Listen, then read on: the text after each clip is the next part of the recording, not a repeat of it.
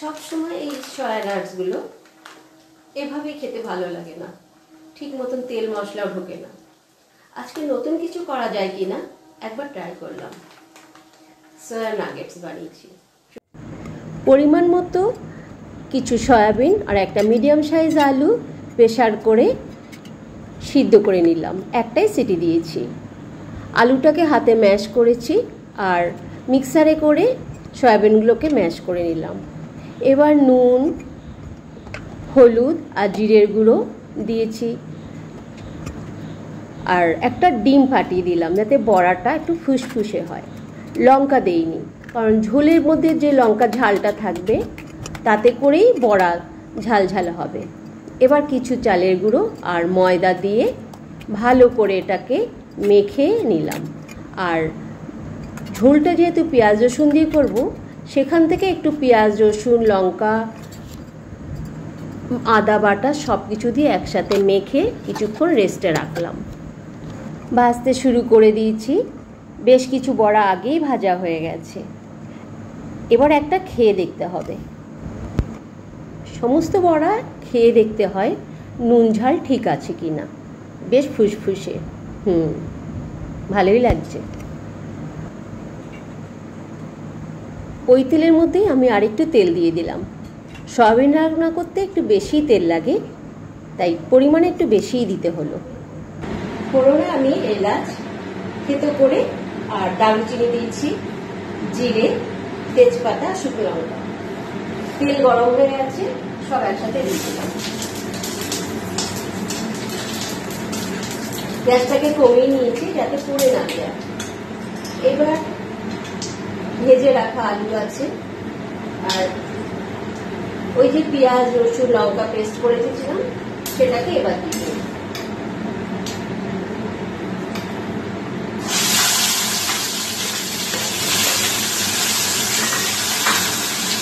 পেঁয়াজগুলো ঠিকঠাক রেখে সাথে সাথে নুন বলে দিতে হবে, নাহলে মশলাটা ছিটে যায়।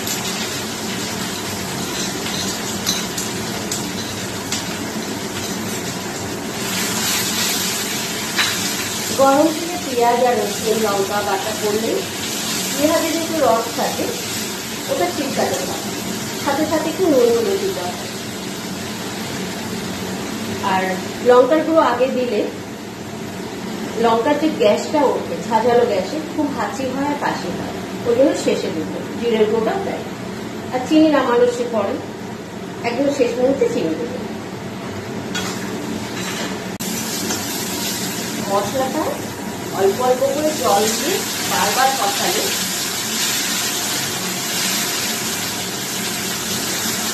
মশলাটা পরিমাণে বাড়ে এবং টেস্টি হয়। কোনো কাঁচা গন্ধ আছে।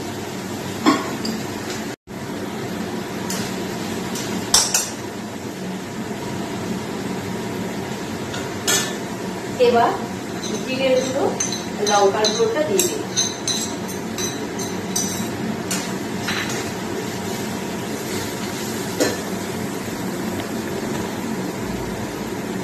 সাথে করে ভাত হচ্ছে।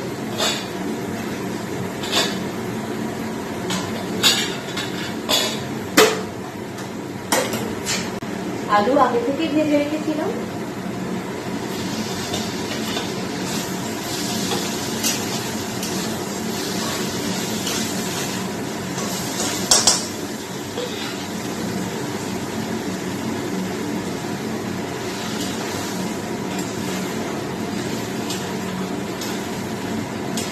যেহেতু বড়া করে ঝোল করছি, বড়াতে অনেক জল টানে, তাই জলটা একটু বেশি করে দিচ্ছি। যখন জলটা ফুটে উঠবে তখন বড়াটা দিয়ে নামিয়ে দেবো।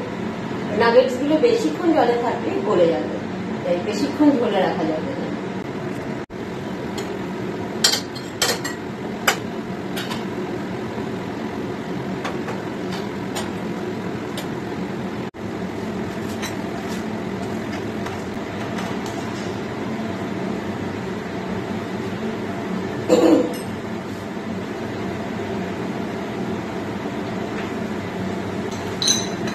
আলু তো আগে থেকেই ভাজা ছিল, সময় বেশি লাগবে না। চিনিটা দিয়ে দিলাম অল্প করে। পেঁয়াজ রসুনের রান্না আবার খুব বেশি মিষ্টি ভালো লাগে না। আর ঘি, যে কোনো রান্নায় ঘি দিলে আমার একটু ভালো লাগে, তাই বলে মাছের ঝোলে আবার আমি ঘি দেই না।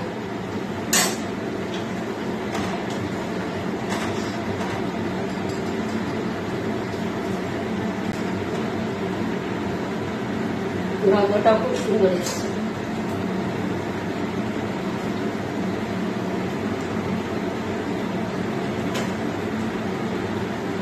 নুন ঝাল মিষ্টি সব ঠিক আছে, এতদিনের অভিজ্ঞতা। তবুও অভ্যাসবশত একটু খেয়ে দেখি নুনটা বেশি হলো কিনা বা কম হলো কিনা। ঝাল মিষ্টি সব ঠিক আছে।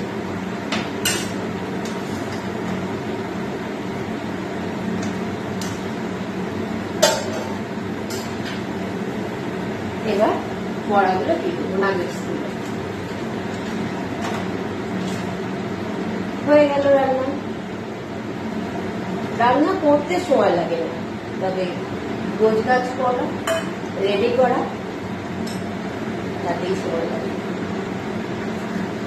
তো চলো, আবার গ্যাস বন্ধ করে দিলাম। রান্না শেষ। আপনাদের যদি ইচ্ছা হয় এভাবে সয়া নাগেটস বানিয়ে খাওয়া যেতেই পারে। বেগুন ভাজা হচ্ছে,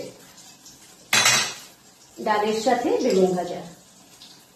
দুপুরে যখন খাবো তখন তো খাবোই, আর ভাত যখন এখন হয়ে গেছে, একটু ভাতের সাথে খেয়ে দেখি আমার সয়া নাগেটস কেমন লাগে। খুব সুন্দর লাগছে। ওইভাবে সয়াবিন না খেয়ে সয়াবিনগুলো এইভাবে খেলে খুব ভালো লাগছে। খুব গরম।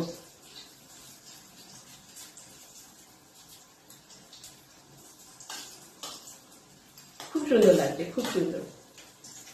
তো আপনারাও করে খান, কেমন লাগে কমেন্টসে বলবেন। বাই।